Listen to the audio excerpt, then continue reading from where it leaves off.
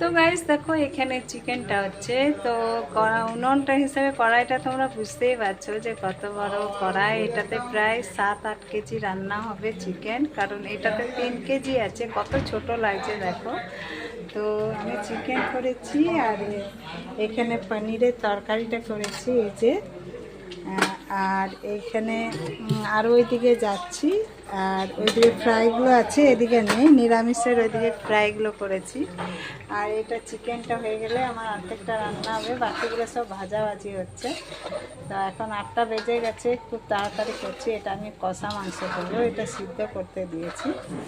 তো গাইস আমার কেমন লাগছে দেখো মাংসটা, কালারটা কেমন লাগছে আমাকে নিশ্চয়ই কমেন্টসে জানিও। তো আমি রান্না কোনো ওকেশনে আমি রান্না করতে ভালোবাসি, কেন জানি না, আমার রান্না সবাই নাম করে আর আমি মনে হয় আমি তখন রান্নাটা করি। তো আমার বৌদি এসছেন, তো বললো দে আমি করছি। আমি বললাম না তুমি বসো, কারণ ও 1-1.5 ঘন্টা হলো এসছে। আমি বললাম তুমি রেস্ট নাও, আমি করছি। তো গাইস চিকেন হয়ে গেছে, পনির হয়ে গেছে, আর ওইদিকে পটল ভাজা ফ্রাই করব। আর আর কিছু করবো না ভাবছি।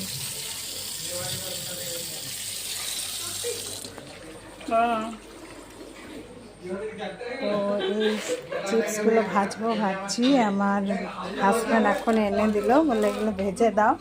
মিষ্টি তো থাকছে, 3 রকম মিষ্টি এনেছে।